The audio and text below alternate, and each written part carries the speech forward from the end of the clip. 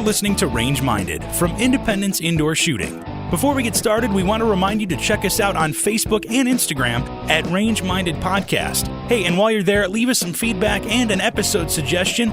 We want to continue to make the podcast better for you, and we really can't do that without your help. This is episode 56, where we get back to basics and talk about the 5 things we bring in our range bag every time we go to the range, as well as the 5 things we would never, ever bring to the range. It'll probably not surprise you that Steve and I had very, very similar lists, but we did differ in a few ways, and we actually both came up with a few that you may not have thought about initially. As always, thanks for listening, and we hope you enjoy episode 56 of Range Minded, the stuff to put in and leave out of your range bag. Hello and welcome to Range Minded from Independence Indoor Shooting. My name is Mark Long and I am joined by Mr. Samson. Oh wait, no, Steve Zimmerman. Mr. Steve Samsonite Zimmerman. How's it going, man? What's up, dude? All the way from a undisclosed location in Idaho Falls, as always. Yeah, always. Not always. Like I'll be over there in a couple weeks. I hope so. Yeah, I need to be. You're always better when you're in person. Oh, thank you. I get that a lot. Yeah, but today we're talking about going back to our roots a little bit and going back to the basics, a little bit of education, talking about range bags, what to bring to the range and what to not to bring to the range. Yeah, so when I was talking to Mark about this, I decided we could do our own top 5 things that we should think we should take and the top 5 things to not take. And so we each have, I guess, 10 things. And hopefully when we go through them, they're not the exact same. Well, if they are, then I guess that's good. We're in synchronicity, right? Well, that means we're right and everybody else is wrong. Yeah, that's totally correct. So I'm going to go ahead and guess that 3 out of the 5 are. You think so? Are the same? Similar. 3, yeah. Okay. One thing I was going over with this, does a firearm count? Well, don't you need to take a gun to the range? Yeah. So you're going to count that as one of the 5? That's not one of my 5 because it was just kind of inherent. Yeah, I agree. That was my question. I wanted to make sure here. We didn't even establish our ground rules. That's true. Well, we don't need no stinking rules. No, this is the Wild West out here. We're range-minded podcast. We need no rules. Other than range rules, right? The general 4, we're going to keep those. Other than the range rules and the 4 rules of firearm safety, but that's right. In terms of podcast, we don't need any of that. That's true. Well, why don't we just jump right into it? What is your first thing you have to bring to the range? Okay, so I go from 5 to 1. So least important to most important. Okay, I can do that. Okay. So, and not that this is the least important thing to bring to the range, but it's still made the top 5. So obviously it's got to be somewhat important. You should be bringing friends to the range. Oh, okay. Look at you. Yeah. You see what I'm saying? Especially those that have never shot guns before. Maybe you guys have heard a recent podcast where that may have happened. Yeah. A couple episodes ago, we brought my friend Daniel to the range, and he loved it. Yeah, and I think he did enjoy it. So. All right, he did, and I'll have to bring him back again. So, but yeah, bring friends, bring people who haven't shot. That's a good one. I don't know how you're going to fit them in your range bag, but no. Well, I wasn't quite thinking about like what to put in my range bag. It's not like Mary Poppins range bag, but just what to bring to the range in general. Yeah. And it doesn't have to be independence either. It's anytime you go shooting, bring friends. Right. Well, that's one of the things that I thought about too, is because, you could go shoot indoor, you can shoot outdoor. It could be, you could be shooting pistols, you could be shooting rifles or shotguns. There's a lot of different variables here. So I tried to go as generic as possible. Yeah. So, but because my number 5 was binder clips or staples. Oh, look at you. Ways to hold up your targets. Yeah, you got to hold up your targets one way or the other. And unless here at Independence Indoor Shooting, if you're out of binder clips, you don't know where to find them. That's true. They're hidden in a secret location. And the other reason why it's so secret is I've had people shoot them on purpose. That doesn't surprise me at all, actually. It happens. I was gonna say really, and then I thought about it, and yeah, that doesn't surprise me at all. Yeah, apparently they think we're just made of binder clips. They grow on trees or something. We get them for free. Yeah, that makes perfect sense. So I imagine people probably take them as well. I never thought of that, but that's probably true. They probably take them as well. But what if you go to a place and there's no way to hold up your targets or hold up anything like that? I remember there was an outdoor range I used to go to in Illinois, and I learned the hard way that you had to bring everything. Wow, they didn't have anything at all? Well, they had stands and cardboard, and that was about it. But they didn't have staple guns to staple the cardboard to the wood planks, and they didn't have staples to staple your targets. I guess that's true. I've only been to a couple outdoor ranges, and that is exactly the way it is, I guess. I didn't even really think about that. Sure, but our lists are different, so. That's good. Yeah, but and I would bring friends to the range or family, so, but... man, binder clips are a staple gun with staples in it. You got to be able to hold those targets up. So I like it. Now let's go to number 5 on what you wouldn't bring to the range. Oh, this is kind of funny because maybe it's not funny. So I'll tell you a story after. So too many guns. Okay, fair enough. Don't bring too many guns. When I was working a range here in Idaho Falls one night, we had this dude, he's got so many problems, and maybe depends on who's listening. They might remember who he is, but he stolen valor guy, total douchebag. Like, oh man, that's the worst. He was awful. He arrogant, total loser. He did, which is weird because he served honorably. He got out of the Army honorably, but he decided to lie about Marine service. I don't. Anyway, nonetheless, one day he came to the range and he brought. Oh man, I bet he brought 60 or 70 guns. Really? He had them, and that's no joke. He kept going out to his truck, and he didn't take them back like when he was done shooting. He just left them in the range with his buddy, and he'd keep bringing more guns into the range. Like he had to prove something to us, and it really got to where like we basically kicked him out. Like, dude, there's other people that want to use the range. Go home. And he was there like all day or something? He was there I bet he was there 2 or 3 hours. I mean, that's a lot of ammo to go through. And he didn't care. Of course he didn't. Like I said, I think he was just kind of trying to show how cool he wasn't. Man, I mean, but there's a practical sense to it too, that, I mean, if you bring all these different guns, you're not really going to get any meaningful practice or training from shooting all those different guns, you know? And then I think about the cleaning time, which maybe some of the shooters out there enjoy, the relaxing cleaning time. I don't. Yeah, you just want to clean and be done with it and have it ready to go. That's all I want to do. Like, I'd rather be spending that time dry firing or actual live firing, not cleaning. I wonder what went through that guy's head too, though. You got to think like, man, if I just keep bringing these guns in, everybody's going to know that I have this huge arsenal and I'm really cool and blah, blah, blah, blah. I think that's exactly what he was hoping, was to get some positive attention about how awesome he was. And then I can tell everybody his stories about stolen valor. Oh, man. That's the worst, man. It really is. It actually it bothers me a lot. I don't know why it makes me so angry. I'm not a vet. Like I think we've talked about this before, but that just pisses me off beyond all compare. And I don't understand why people do it. I don't understand the brain workings. Yeah, I don't either. And the thing is, I mean, we've talked about it before, and we've talked to some people about it before. We were just talking about somebody in particular. The people who are really, are the big deals and have been through things and seen stuff, they don't talk about it. No, they do not. And they definitely don't boast about it. That's for sure.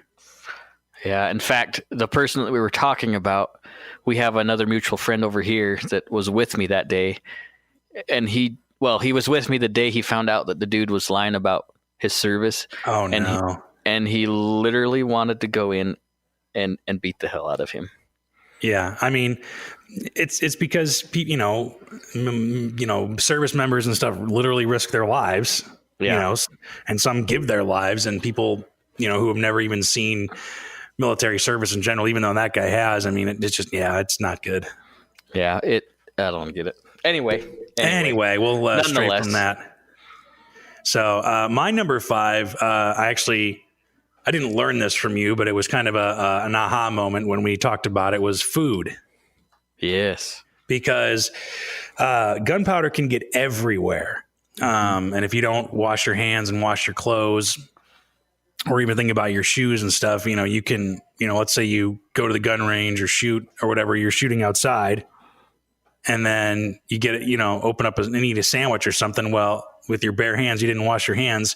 You got gunpowder that you've just literally consumed on that sandwich. And I don't know, and I think we've talked about this before. I'm pretty sure we have. The lead portion just is not in the projectile itself. Right. There's trace amounts in the powder, but most of it comes from the primer. And you think about it, when that gun goes bang, you get this plume of whatever was inside the barrel and the casing, right? Yeah. And you're right. It does get everywhere, whether you think it does or not. Yeah, and that's why we have D-lead here at the shop, and any reputable place would as well to clean your hands off. But it's best to just not even, in my opinion, think about eating food. I mean, the only thing I could think of is if you're out in like the desert or something and you've got one of those like granola bars with a wrapper on it, and then you can kind of eat it as you unwrap it or something, or like string cheese or whatever. But like anything you touch with your hands, that you have to touch with your hands to eat, like chips or something like that, bad idea. Yeah. And, that makes me think of something too. We talked about D-lead, or you mentioned D-lead.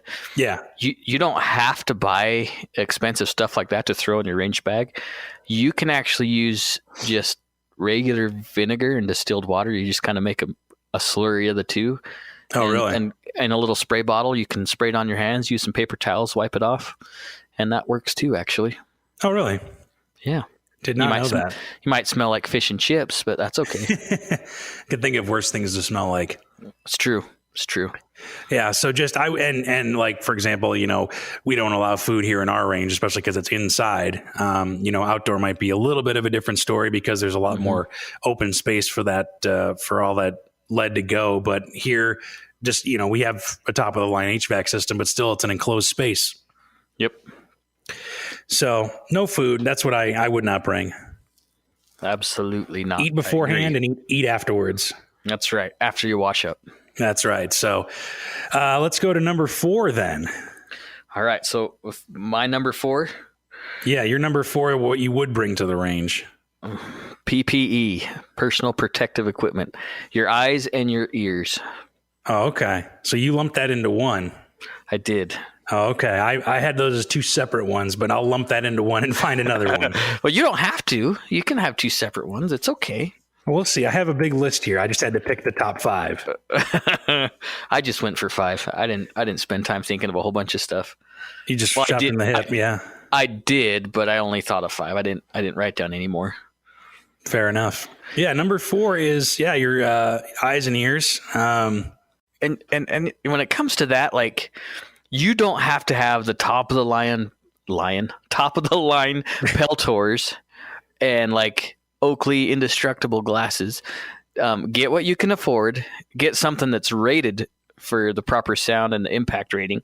And honestly, you can go to Home Depot and find glasses that are going to work and foamy earplugs for pretty cheap. Yeah, I was going to say there, if you can also bring muffs and plugs. If you're shooting rifles inside, they're pretty loud. I won't say what number yet that my PPE was. No. Yeah, save it. I'll bet you it was number 2. Maybe. We'll find out when we get there. But yeah, no, it's and even if you don't have any, when you go to an indoor range, at least they rent it and they make you have it. A good range should have it available to rent, and some ranges actually let you use them for free. Sure. But nonetheless, no matter where you're inside or outside, unless you can afford a suppressor, which if you can afford a suppressor, you can afford a good ear protection. I'm willing to bet there's somebody out there who owns a suppressor who doesn't own Eye or Ear Pro. There probably is, but they should. Like that's a given. You should not shoot without eye and ear protection. Yeah. Well, I mean, because the thing with eyes is you never know when a gun will blow up. I mean, as reliable as they are, but I mean, we've seen guns blow up here and they can go in all directions.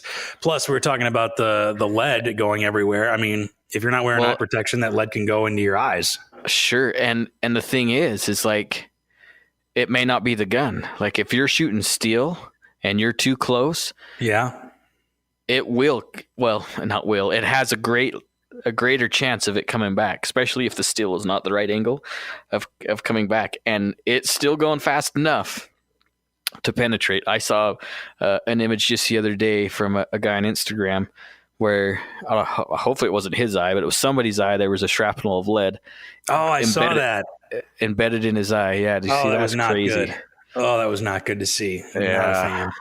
And I've talked to big deal guys that have done a lot of training with agencies, shooting steel and being quite a ways away from the steel, and because it wasn't angled the right direction, they were taking shrapnel and like embedding into their skin. Yikes. Yeah, you don't want to do that. I mean, but the other thing too, obviously, is the hot brass. That hurts. I was just talking to Sarah and Jessica, and I guess they were training, and they had some eye protection, or somebody that they were training with had some eye protection on that didn't cover close enough, and it actually went between their eyebrow and their eye protection. Did it weld to their face? To the brass? That I don't know. They said it looked like it burned pretty bad, and there was still a mark. But now I've had that happen, and it hurts. Yeah, getting brass anywhere really is not that fun. Yeah. So, ladies, if we have lady listeners out there talking about hot brass, I call it the hot brass dance. Make sure you wear a shirt that's not low cut when you go shooting at the range. You don't have to impress anybody. Don't worry about that. Just wear a t-shirt or something that covers up that fancy shirt, whatever you want to call it. Because I've seen accidents happen, and I've seen things I didn't want to see on a range. So just pay attention. You know what I'm talking about. I don't even have to go into depth. You know what I'm talking about. Yeah. Well, and I guess that brings up a good point, though, that personal protection equipment doesn't just necessarily mean just eyes and ears. You should be dressed the part anyway, because even if you're wearing a short sleeve shirt, you can get brass to the arm, or if you're wearing open toed shoes or sandals or something. Yeah. Highly not recommended. Especially because it's getting warmer here. You can, and you don't even think about it. You just walk into the range without even thinking about it. And then next thing you know, you shoot a round off, and then that brass ends up on the top of your foot. That's not going to feel good. Yeah. And we talked about getting stuff in your glasses. It may not be a bad idea to wear like a baseball cap or something shooting. Yeah. That's actually, when I do a lot of shooting, I'll wear a baseball hat, even though I don't like wearing hats. I don't know why, but I just don't. But that way it keeps it. Because if I'm wearing glasses instead of contacts, that'll keep, keep that coverage where it won't go into my glasses or whatever. So, right. So, all right. Well, my number 4 is going to sound way more boring, but it's essential as well. Targets. Yeah. Because if you don't have anything to shoot at, what good is it? Then what good is it? You can't just shoot into the berm or shoot into the desert. Well, you could. Yeah, but it's not going to be very productive. So, and no, it's not quite as fun. The other thing is you may have, some targets, our targets here are pretty affordable at the shop, but other places I've been to where targets can be really expensive. Yeah. You can honestly just print targets online for free out of printer paper.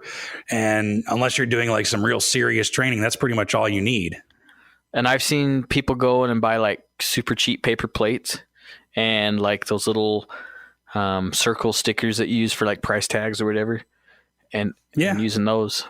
Or you can even just use masking tape or whatever to cover up the holes and make your targets last longer. Yep. But, and that counts as steel too. Maybe if you have steel or like some of those reactive targets or something, if you're shooting outdoors, you got to have something to shoot at. Yes. I agree. And that's the thing too, is that like you said, I don't know, maybe this might not occur to you, but, most ranges, I think almost all ranges indoor will let you bring in your own targets as long as they're safe. You can't bring steel into an indoor range or something, but here at the shop, if you brought like in paper plates or whatever, I don't think anybody's going to stop you. Images of ex-boyfriends or ex-girlfriends or images of presidents.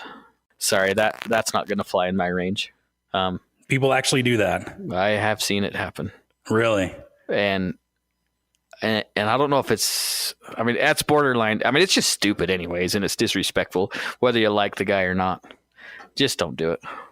Well, and I feel like bringing in pictures of ex-boyfriends or girlfriends of any actual people, because like obviously we have silhouette targets that, represent human beings.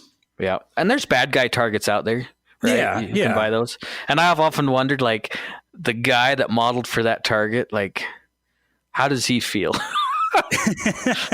To know that he gets his likeness gets shot at, hundreds of times a day. And he can't live in an area where there's lots of like law enforcement or stuff, because there might be a reaction, just like Pavlov's dog, right? They see his image and maybe they want to draw his gun. And they just do, yeah, exactly.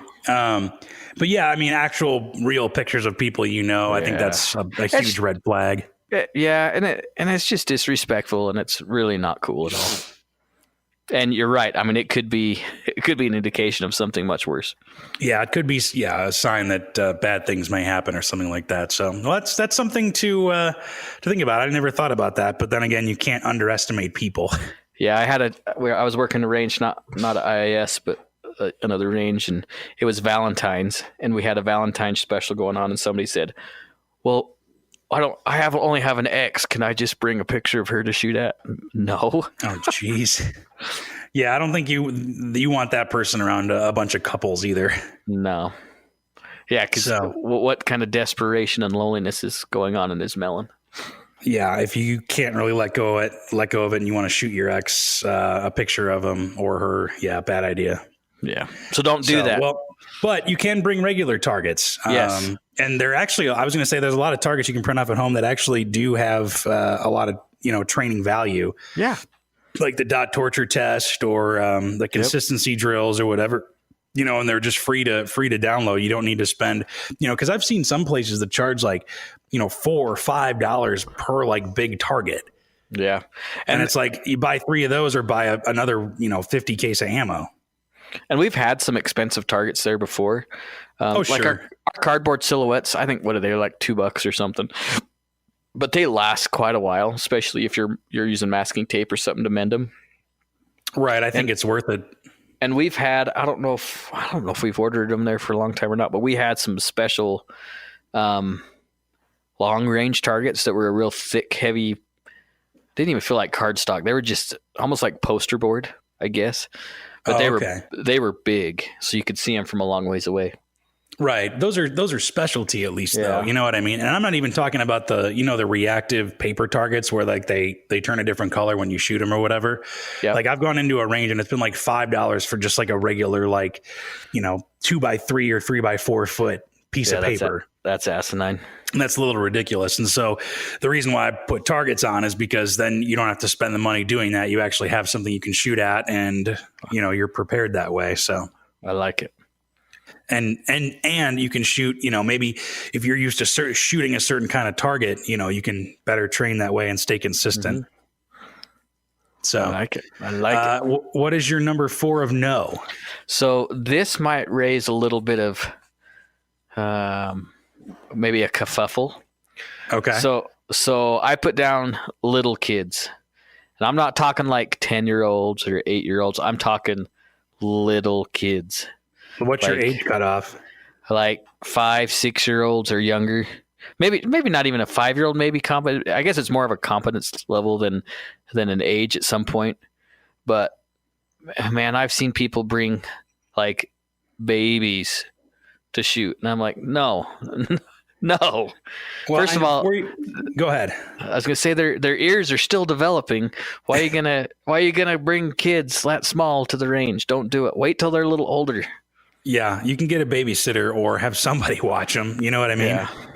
And it is a competency thing, because I also have seen grown-ups that act like little kids. So don't bring them to the range either.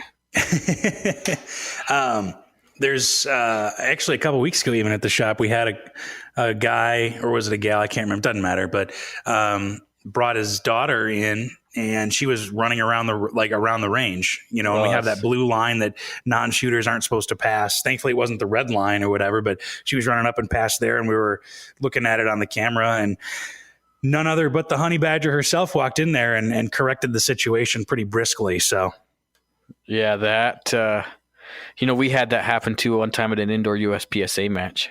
Really? Oh man, that'd be the worst place to bring a kid.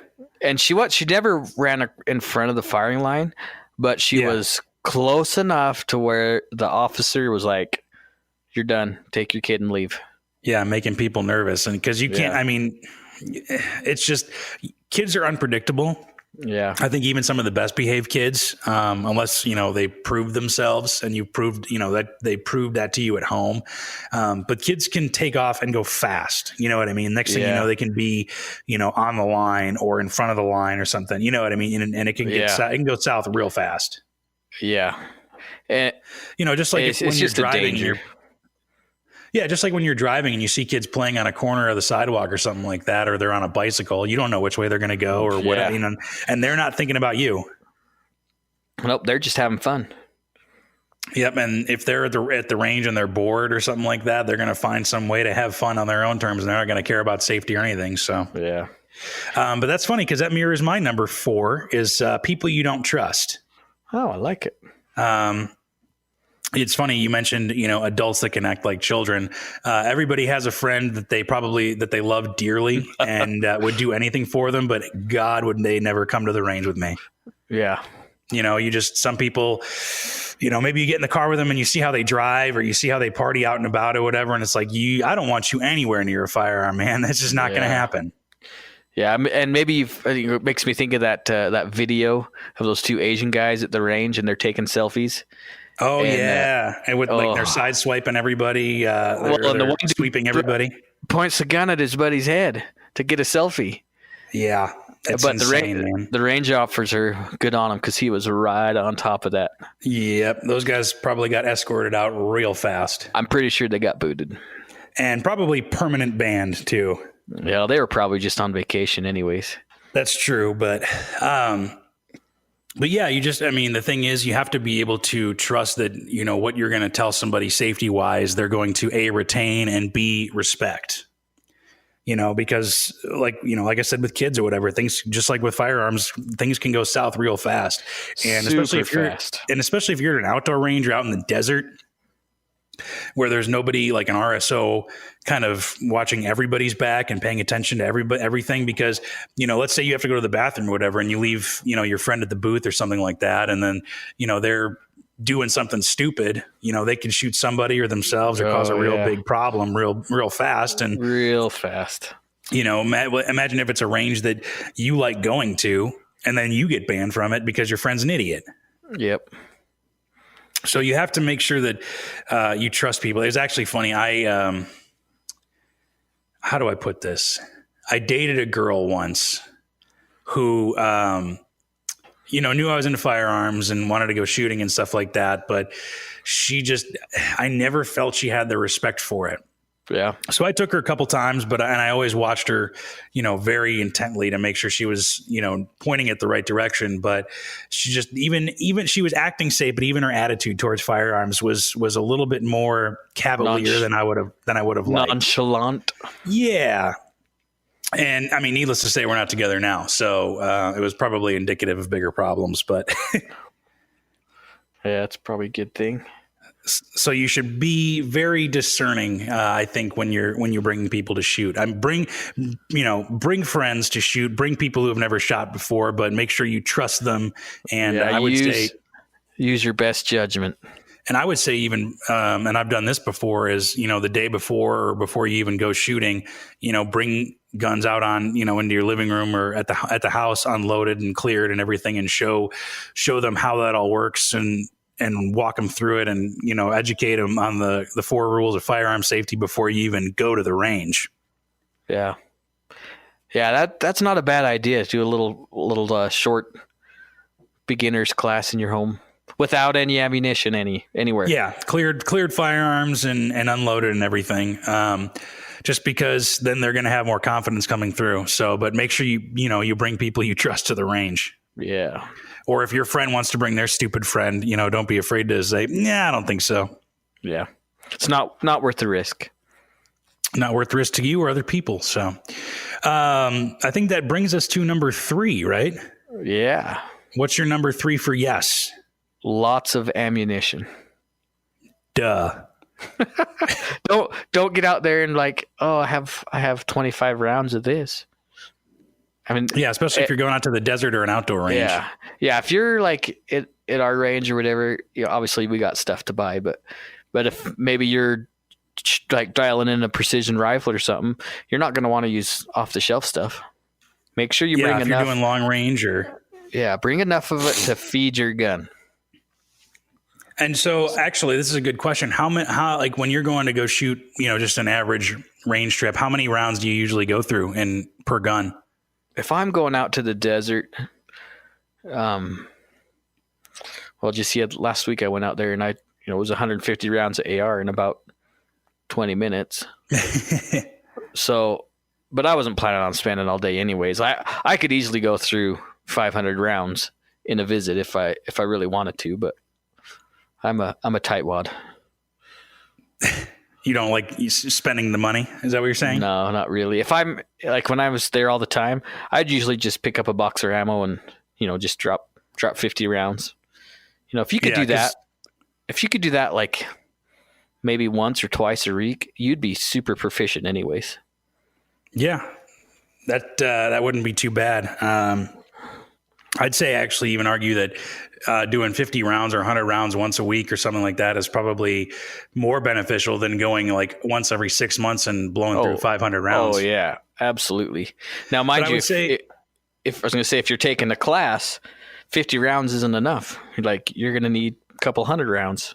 Yeah. For the concealed carry class, you need, I think, 150. Yeah. And as an instructor that's taught classes like those, it is a little frustrating when you have to stop the class for one person to go back out and buy some ammo. Yeah, especially because these classes are, there's a schedule and there's an itinerary to them. And if it drags on, then, or people get bored too. That's the other thing. People might not, retain as much information as they wanted if the pace gets messed up or whatever. So I'd always say it's better to have too much ammo than not enough because you'll always end up shooting it later. Yeah. What I like to do is, because I'll get a box here or there if I'm feeling it. But it's a lot easier actually just to buy in bulk. You save more money that way. It's cheaper, and you can get ammo shipped straight to your house in most states at least. And then you just take whatever you want to the range, or you can have an ammo can that you bring, and you're set. And there are some. I was going to say on that note, there are some awesome websites. Even Palmetto State Armory, they usually have. It's not the cheapest deal, but they have a pretty good. I think they have a good reputation. I'm sure there's a couple people listening that lost respect for me right there, but I don't mind Palmetto State, and I think you can get fairly good deals from them. Oh yeah, I mean, yeah, I think their credit card security may leave something to be desired. So I've heard, but I haven't had any problems with them. I haven't either. I bought a couple things there, but another couple. Like, there's also places that you can go and look online, kind of like search per round. Like if you're looking for a certain deal of things or whatever, you can search by caliber and per round. I think it's gunbot.net is one of them that I've used before. Nice. That's a great place to go. And you can search, by caliber or, by price per round, or you can, get the cheapest deal or whatever. I'm going to look at it right now. Yeah. You can go to, gunbot.net and you pick your caliber. And so let's see, 9mm. And we can get it for, 500 rounds of Winchester white box for 24 cents a round. I guess it's a little better than the Remington white box. Winchester green box. Was it green or white? I feel like an idiot right now. Whatever it is. I see a white box with green letters. I can't remember. I know it's Remington. It's the Remington white box stuff or green. I don't know what the hell it is. That's super dirty. I wouldn't really recommend it. It's super, super dirty. Yeah. But it's here. Yeah. The cheapest you can get here is trying to find something that's not wolf or brown bear or anything like that, like actual good brass. Yeah, let's not shoot that stuff. because we're going to get into the weeds on that one. But I'll just say you can get 9mm tool ammo, 1,000 rounds, 15 cents a round. Nice. So, but yeah, just you can search online and look and see what you can find there and get it delivered. And then, also, I'm pretty sure you can go buy by the case from a good shooting range too. Yeah, usually. Like you can buy if you stuff want to bulk from us, but you should be able to. Any good gun store too, but some of the big box stores you end up paying a little bit more for their overhead. Yeah. So just do some shopping. You'll find it. Yeah, look online. If you didn't know, you can buy ammo online. But to get back to the point of it is that I think you can never bring too much ammo. And sometimes it's happened to me before where I know I've only got like 10 rounds left and you kind of feel like deflated, like, well, I didn't achieve or train as much as I wanted to, or I didn't get done what I wanted to get done. And not like that. And I don't think any shooting trip is wasted, but it's kind of like I wish I could have had maybe 50 more rounds to dial something in a little bit more. Yeah. And, if you buy in bulk, you'll never really run into that problem. Yeah, that happened to me when I took my son shooting on Friday last week. Yeah, we were shooting his 22 and trying to get it dialed in, and we just couldn't get it. And then we ran out of ammo before I could really get it. We were shooting probably too far for what the 22 was, but we were trying to walk it in. Oh, gotcha. Yeah, but still, I mean, it leaves you feeling just a little dejected, I guess. Yeah. So it does. Well, let's move on to the number 3 of no that you would not bring. What's on your list? Well, what was your number 3 of to take? Oh, I'm sorry. I didn't know that. I forgot. I got so excited about what not to bring. My number 3 was first aid. Oh, nice. First aid kit, including a tourniquet and some like clotting agents and gauze and all that kind of stuff. Nice. Because you never know what's going to happen. Even if you're at a great indoor range like ours, somebody in the booth next to you might have an accident or something might happen. Yep. And you might, they might not have a first aid kit. So you might, have to act quickly, especially because you're maybe the one closest to them. Yeah. I like it. Or if, you're out in the middle of nowhere and, somebody got shot and there's a bleeding wound or whatever, and you can't stop it. They're going to bleed out right there. They're not going to survive the hour drive to the hospital, let alone 5 minutes, Yeah. Yeah. And on top of that, get some training to go with it. Definitely. That is, it's important because all that medical gear is useless if you don't know how to use it. That's right. And, it might take up a little extra space and you may never use it, but that's kind of the hope, right? Yeah. It's just insurance. Like it's just insurance. That's all it is. Yep. And I mean, even if you're, the other thing too is like, what I've heard people call a boo-boo kit. Even just to have some Band-Aids and some Band-Aids, Neosporin or, and even some burn cream might not. I mean, we just talked about getting brass burns. It might not be a bad idea to have a little bit of burn cream in there. Yeah, because imagine you drive all the way out to the desert or to an outdoor range, and some people, the nearest range for them is an hour or 2 hours away, maybe. Mm-hmm. And you cut your finger or something like that, and you're bleeding profusely, and you have to end your range trip just because you cut your finger or got slide bite or something like that. You know what I mean? And I've seen some pretty nasty slide bite. Pretty nasty. Yeah, I've seen a couple people here. It's not fun. In fact, I saw something the other day on the Military Arms channel that I've known about, but other people may not know about, is cylinder blast from revolvers. Oh, yeah. That's not something that we really have talked about before. It's kind of one of those things that but you should... And if you go with a Magnum caliber revolver, you can lose the end of your thumb if you're not careful. Yeah, or your finger if you're depending on where your finger's at. Yeah, so and we'll talk about it more later at some point, I'm sure, but keep the digits away from the front of that cylinder. Yeah, because a lot of the gases and stuff, escape out of there, and that can blow your finger off or your thumb or whatever, especially if you're on a snub nose or something. Yeah, and I've seen it happen with smaller caliber revolvers, but nothing with Magnum. Like he showed a picture of somebody's thumb, and it was pretty gnarly. Or what was left of it. Yeah, he took off maybe that first half inch, maybe about the length of his thumbnail. Yeah, no thanks. Yeah. I'd like to keep all of my digits. That'd be uncomfortable. Yeah. So, but I mean, like I said, even as something as stupid as, cutting your hand or cutting your foot or something like that, and that ends your range trip for the day, you'd be pretty pissed at that if that happened and you weren't able to take care of it. Agreed. So it's good, and it's a good thing to take and pack in the range bag, and don't need to worry about it. Yeah. So, all right. Well, now we're on to your what not to bring, number 3. Okay, this one might also start a little bit of grumpiness towards me. Don't bring your tactical loadout.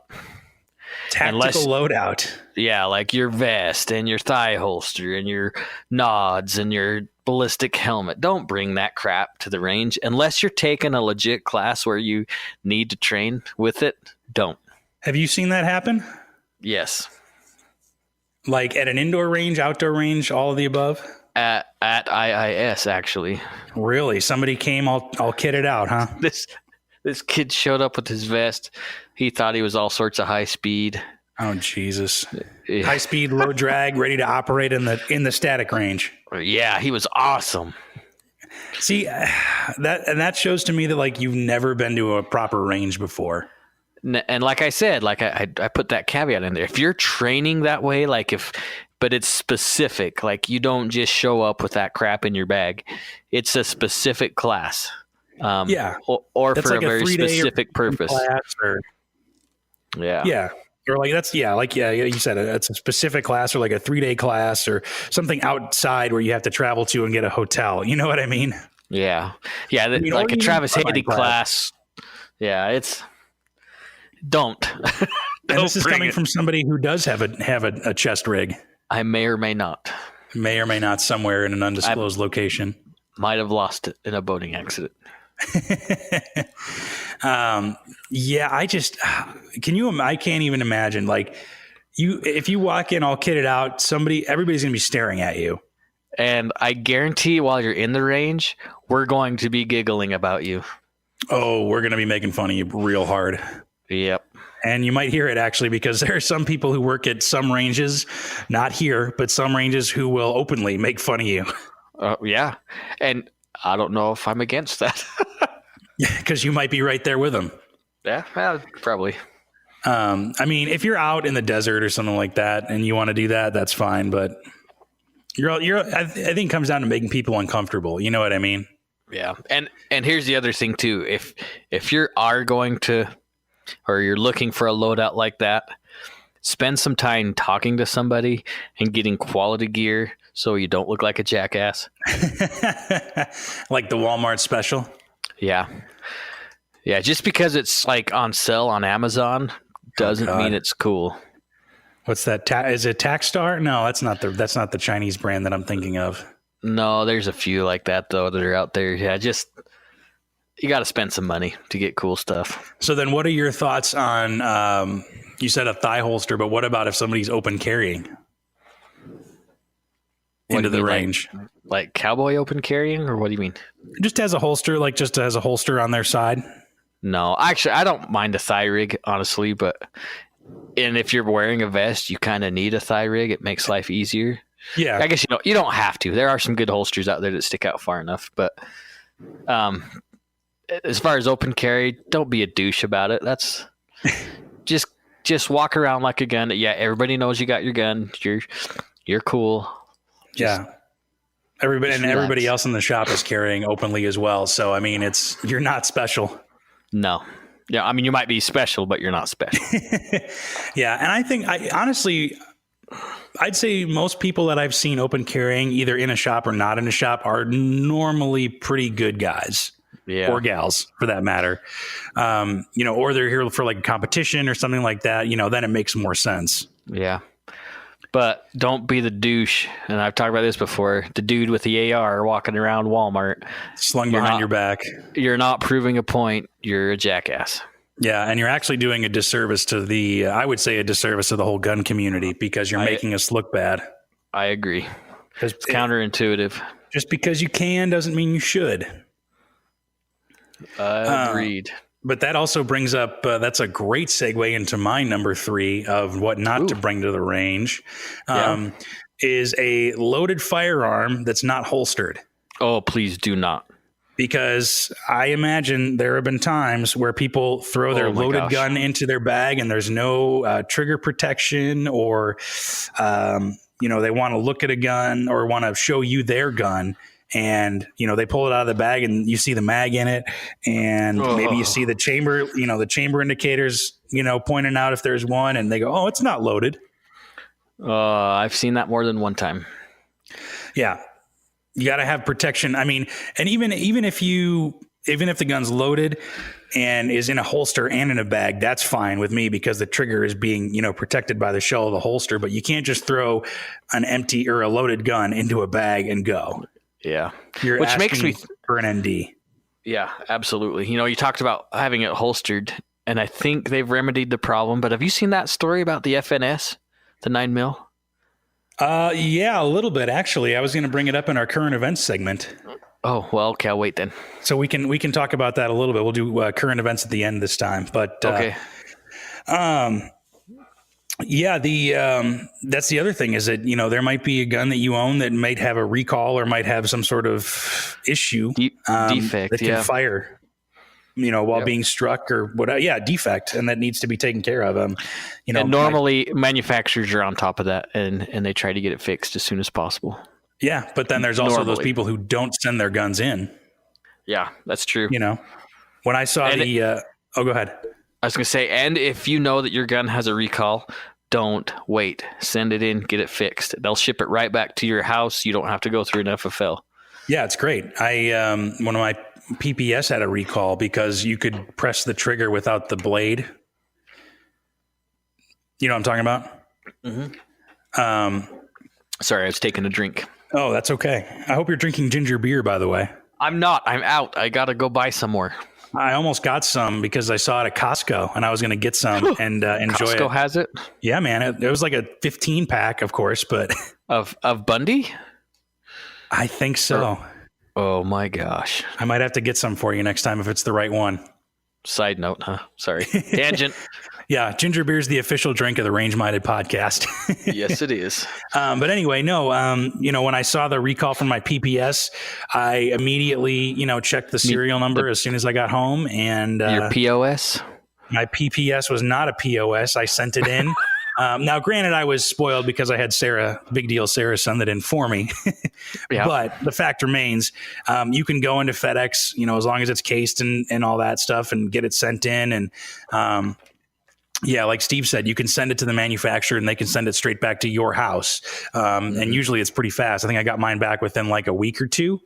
And that was that. And everything was great. They even marked it that it was fixed. They put a roll mark. It's a little dot, but it was still a little, acknowledgement that it was fixed. Nice. But yeah, like you said, your gun could be defective or, something could happen, and it gets jostled or maybe, the bag gets thrown out of the car or something like that, or you're in a car accident, heaven forbid, or something. And, there's a chance that gun could get out of the holster or something like that. And, it's just not good. Yeah. There's a lot of variables. So just play it safe. Yep. Take the mag out, clear it. Lock it back if you have the room. Yeah, please. And especially too, if you're bringing it to the range to have somebody look at it, like, God forbid you bring a gun to Cody and you say it's unloaded and then he racks a slide back or brings the bolt back and out pops around. He's not going to be happy with you. I know of shops that will kick you out.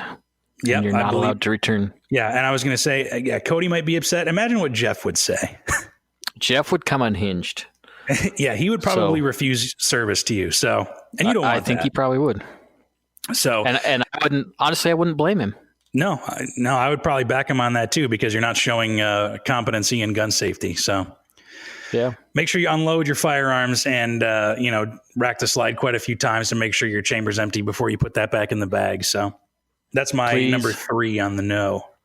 Nice. But now we're getting to where it's interesting. We got 2 left on each. Your number 2. So I decided to put mine at a little bit higher priority. My number 2 is IFAC and med equipment. Okay. So, yep. And we don't need to beat that horse again. I think it's put it at number 2. But it's yeah. My number 2 actually was Ear Pro. I see. Hey, I told you. I said maybe, but I told you we'd figure it out when we got there. I was right. Obviously, you can't get your hearing back, and but once it's caveat, gone, it's gone. The caveat that I was going to say with that is bring 2 sets of Ear Pro if you can, because if you bring somebody new to the range, or maybe you bring a friend or something like that, and they don't have Ear Pro, or you're going to a shop that doesn't have it, or you know what I mean? Yeah, just in case. Or like I said, if you're shooting rifles inside, or maybe it's not even you. Maybe somebody's shooting an SBR next to you full auto for like an hour, and it's starting to hurt your ears. You might want to double up, so you can bring some muffs and plugs, and you'll feel a bit better. And on top of that redundancy, maybe take an extra pair of batteries or so if you got electronic Ear Pro. Yeah, that's true too. So you can actually hear what you're doing. Yeah. So what if they don't work as far as letting you hear more? But it's just kind of a nice thing if you have it. Especially for a class. If you're trying to listen and get some sort of instruction, then that's important. So absolutely. Yeah. So see, we're getting into the boring stuff now is at the top. It's all the obvious stuff. I don't know. I might have you on my don't list, number 2. Oh, really? Well, why don't you share it with the class? Okay. So the distractions, any unnecessary distractions. And I specifically put Instagram. So I see people like, click, Selfie. feeling cute today. I might go poke holes in targets. IDK. Look at how cool you are up with the cool memes and everything. I'm impressed. I'm sick of those memes. They drive me freaking crazy. But please, it's totally cool if you want to post something, but don't do it as a danger to shooters around you. Don't hold up that gun and take a selfie with it, or be responsible. I don't care if you use social media, but don't be stupid with it. Well, like you said about those 2 Chinese or Asian guys. We don't know if they were Chinese. I didn't want to assume. Opposing with a gun and all that kind of stuff, that gun should only be pointed one direction and it's downrange, whether you're indoors, outdoors, at the desert by yourself. Yep. You shouldn't be pointing it it's one of the cardinal rules of gun safety. Correct, Mundo. So what other, besides, go ahead. I was going to say, I was going the exact same place you were going to go to. Perfect. So other distractions might be, I don't know, whether you got too many guns. If you have to keep an eye on other things instead of focusing your attention on what you're doing, that could be a distraction, whether it be your buddies giggling in the back or, again, your kids that you should have left with a babysitter. There's just a ton of things out there that can distract you from the important thing that you're doing at the range. Yeah, shooting is like motorcycling. I think Daniel talked about it a little bit in that episode a couple episodes ago. That it's one of those things you have to focus. That's the only thing you can focus on what you're doing. And if you're not, then you shouldn't be doing it. Agreed. Because you could die. It is that serious. And it's that simple. So, yeah, that's a good one. I like that one. My number 2, I guess, kind of goes with it, but you said you have number 2. I have to go. I could be on the toilet right now. You don't even know. That could be a distraction. That would be a distraction. I have to go. I can't shoot right now. No, my number 2 was alcohol, believe it or not. Hey, I believe it.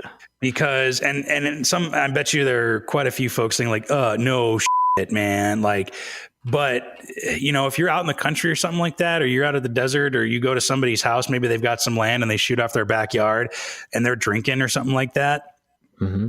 I mean, I like to have a drink every once in a while, but guns and booze do not mix ever.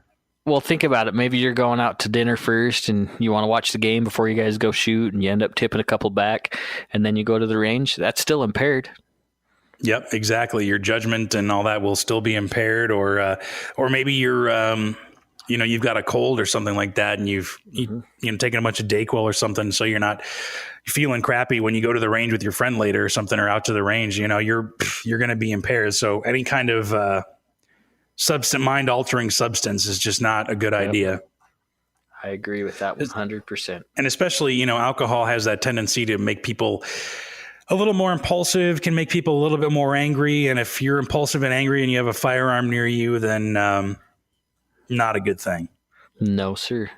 So I think that's more maybe if you discover somebody bringing alcohol to the range or out in the country or something like that, that would be a good time to make your exit. Yeah, be responsible. And if you can't keep them from drinking, just leave. It's not worth it. Yeah. But yeah, and you brought up a good point too, is maybe you go to get dinner first or lunch something, you have a beer with lunch or like you said, tip a couple back or whatever. You can do that after, but I wouldn't do it before. That's for sure. I've refused people from the range. Just mind you, maybe they weren't drunk, but they acted weird and they smelled weird. So we said, not tonight. Yep, exactly. I mean, I've got some allergies, kind of cold thing going on, something today. So my throat's a little scratchy. So, talking for this long has been a pleasure. But I was like, well, I could take some Dayquil or whatever, blah, blah. I'm like, nope, you know what? If I'm RSOing tonight, like anywhere near the range, I'm just going to tough it out and I'll be able to survive because I'll at least be of sound mind. I don't have any substances in my body. You know what I mean? Nice. Very responsible of you. So, well, I just, the thing with firearms is, when you're a firearm owner, you have responsibility and you have to respect that responsibility, that just call me lame, but I don't know. I don't think it's lame. I think it's just important. So, but that brings us to number one. Oh, and I'm excited to hear your number one. Can you guess? Just guess. I'm going to guess, and then I'll tell you why I'm guessing this. Okay. A positive attitude. And why do you say that? Because that's the most important thing you need to bring to the range. Well, you're 100% correct. Was that your number one?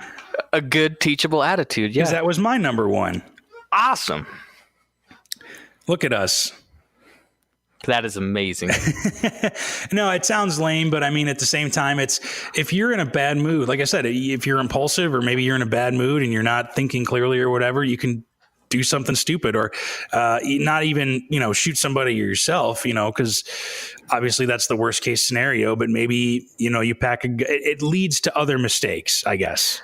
Well, not only that, it's more enjoyable for you and the people that you've brought. And if you're in a class, you get more out of the class because you're having fun. It's important to have fun, not at the expense of safety.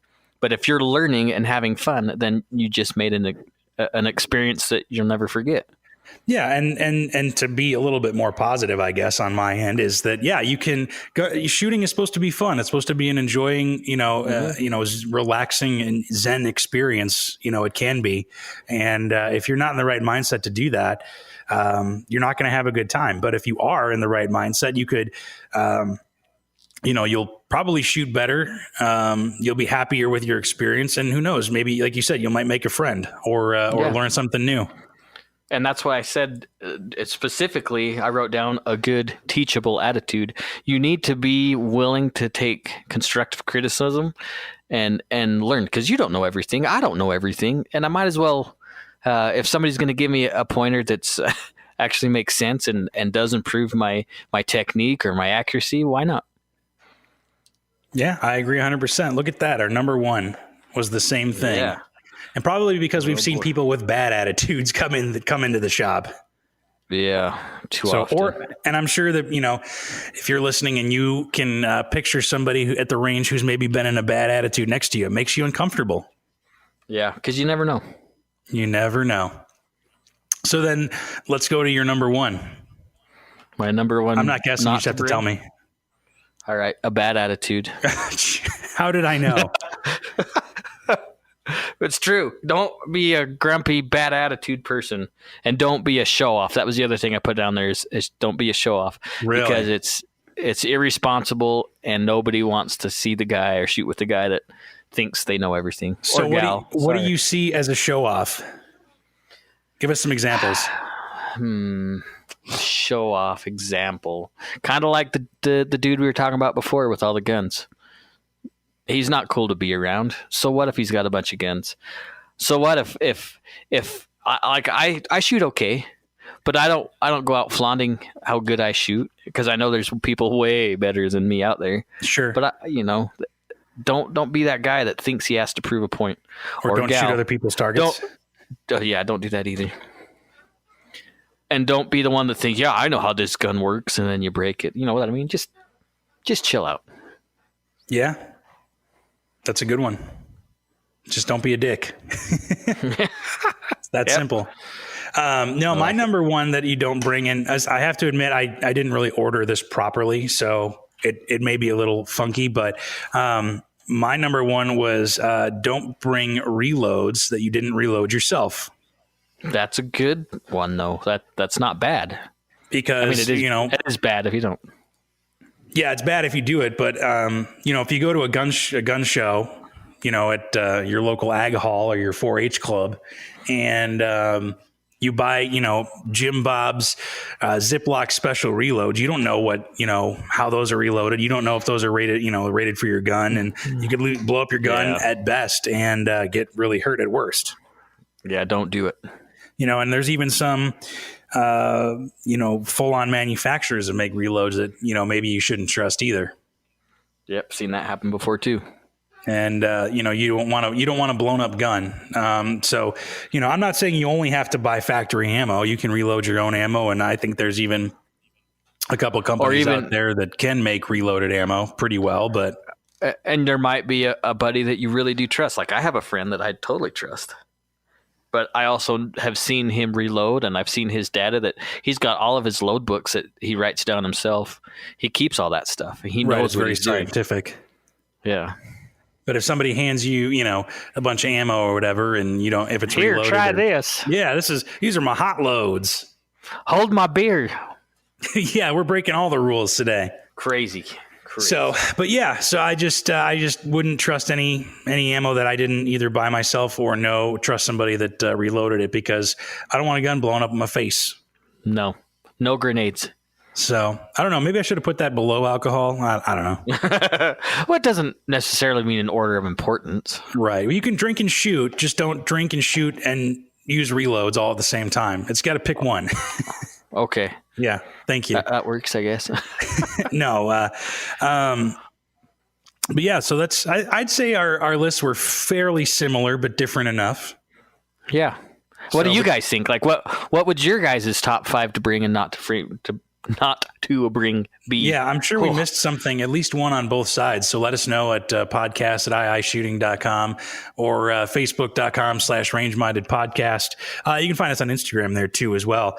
I made a big old list of extra things that I would bring. Oh. Just not necessarily in order of importance. Sure. But if you're coming to a class, chances are you're going to need a holster and mag pouches. And those are just even more handy to have anyway, because it's a safe place to put your gun and your mags and all that. Nice. Chamber flag, and even if your range doesn't require a chamber flag, there are a lot of ranges that do.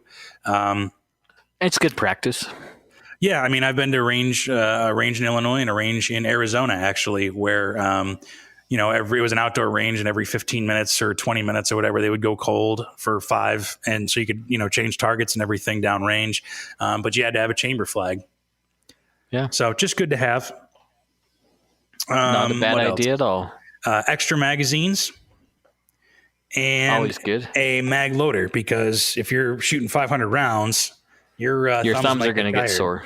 Well, and there's some magazines too that just aren't easy to load, Yep. I've seen people cut their thumbs open trying to load mags with steel feed lips. Yep. And sometimes it's just the last, on a 17 round mag or an 18 round mag or something. And sometimes it's just that last round that won't go in because that spring is under so much tension. But if you have, more of a surface area with a special tool to bring that down, then you'll be able to load it no problem.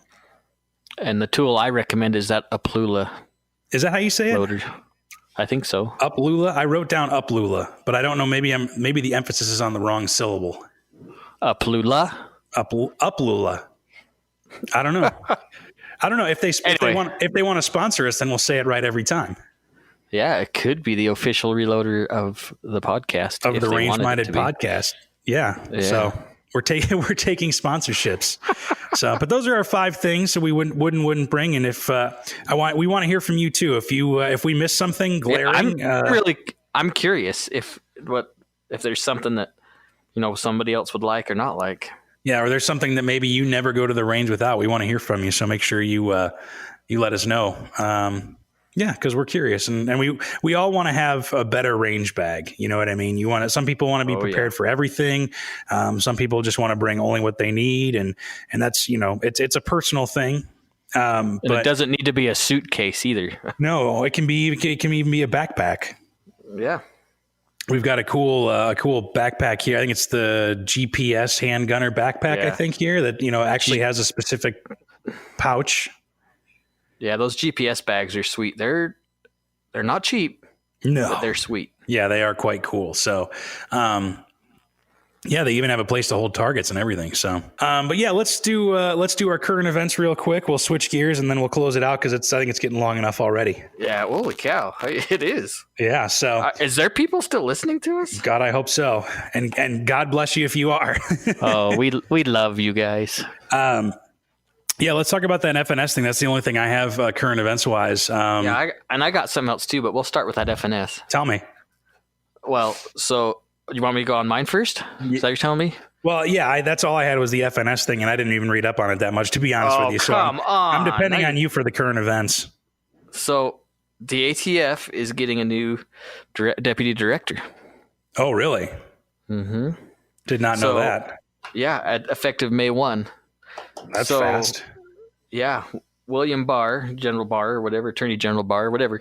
Yeah. Mr. Barr, his excellency, whatever you want to call him. Anyway, he appointed Reggie Lombardo, or Regina, she goes by Reggie. So, yeah, May 1st, we're getting a new ATF deputy director. Hopefully, she's going to be like-minded.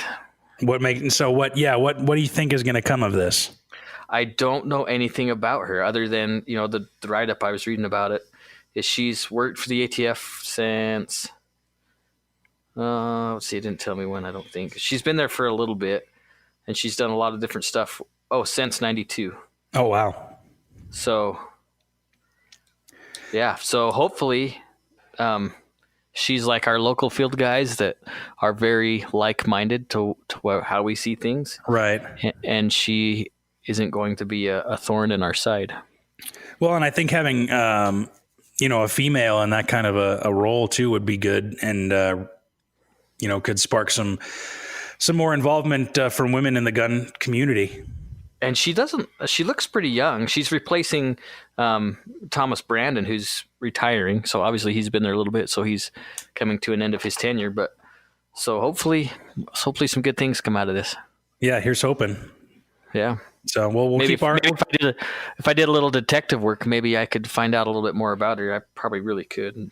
Well, we'll have to keep our ears out on that, and then we'll update you next episode. How about that? I like it.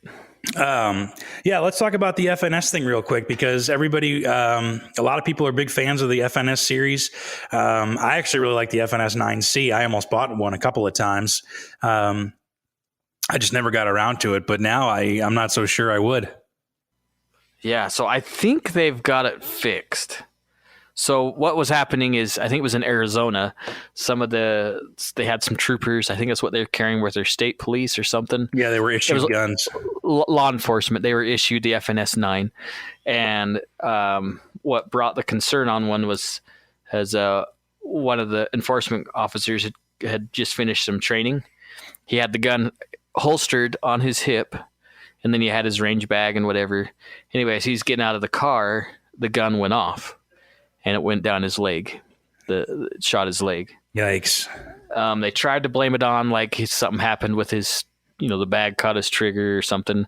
But they found out later that's not what was going on. What they found out was in contact shots. And hopefully I can describe what a contact shot is as you press that gun against whatever you're shooting at contact, right? It's interacting physically with the target. Yeah. What happens is that slide goes out of battery and the gun should not fire. Right. But what they recreated multiple times was if you put that gun into a contact shot position and press the trigger, nothing would happen. That's the way it's supposed to do it. Is nothing supposed to happen because it's out of battery. So then they would take it off the contact and let go, and the trigger still looked fine. Right. But if there was any kind of a slight jar, it would go off. So they took a little, like a gunsmith hammer, just a small plastic camera and they tapped the top of the slide, boom, the gun went off. And it fired. Yeah, it was scary. And they recreated in several different positions, including like a tap rack drill. They just tapped the bottom of the magazine, not very hard, and the gun fired. Yeah, it was freaky to watch. We'll post a video on our Facebook page. Yeah, it was pretty intriguing. And then what was the other malfunction that was induced?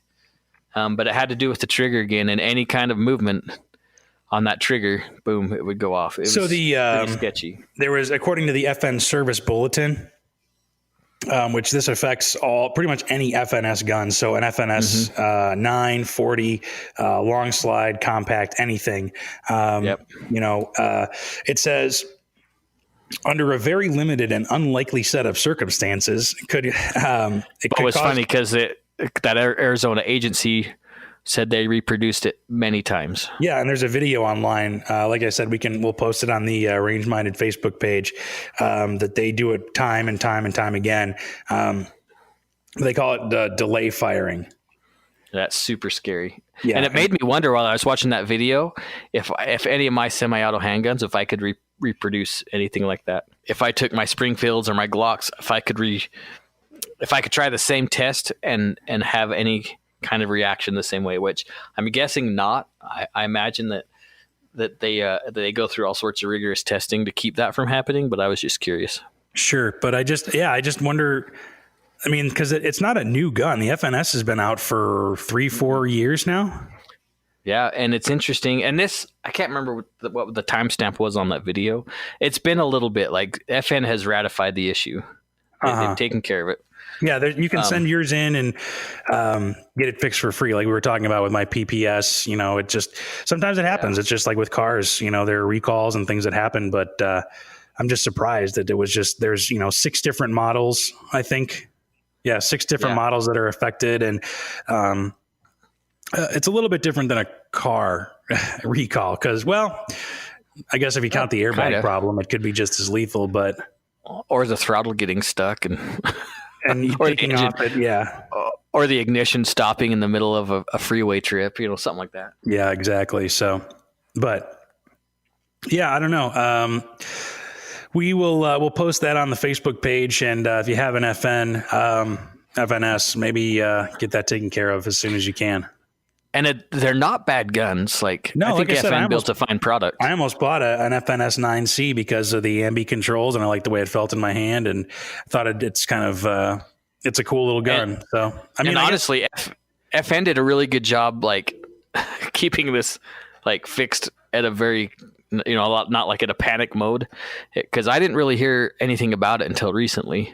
Yeah, it just came up in the last couple of weeks. But it was nothing like Taurus had a nasty problem for quite a while, and maybe some of you guys listening will remember that some of their older guns you could pretty much just shake at any time and it would go off. That's terrifying. Yeah, so that's why, in my opinion, that's why Taurus had such a bad reputation. I don't think their newer guns are too bad at all, honestly. Other than the most warranted gun out there right now is a Taurus Judge, just so you know. Well, I'm still not buying one, but hey, yeah, I guess I won't judge you if you do. I was going to say buy the Smith. That's a pretty sweet gun for if you like the idea of 45 Colt or 410. So, yeah. So, well, that's all. I guess that's all for current events. Now we'll keep our ears out for the new ATF deputy director, and if you have an FNS, make sure you send it in. Maybe we'll do an episode on how to send a gun in for warranty or recall work. Yeah, because like you said, you don't have to go to the shop to do it. You can, ship it. I think FedEx is really the only way you can do it, but I think it'd be good to do an episode on that. Yeah, I think it'd be interesting. So, yeah. Well, let us know if you think that would be interesting, or if you have any other episode suggestions. We'll close on that for now, but get a hold of us, podcast@iishooting.com, facebook.com/range-minded podcast, or you can DM us on Instagram. Just search Range-Minded Podcast. So thanks for listening, and we'll talk to you next time. All right. Thanks, guys. Bye-bye. See ya. Thanks for listening to Range Minded. Find us online at Range Minded Podcast on Facebook. or send us an email at podcast@iishooting.com. We're always happy to get feedback, episode suggestions, whatever you want to send us, really. And be sure to subscribe to us on Apple Podcasts, Google Podcasts, Stitcher, and pretty much wherever else you get your podcasts from. Thanks for listening, and we'll see you next time.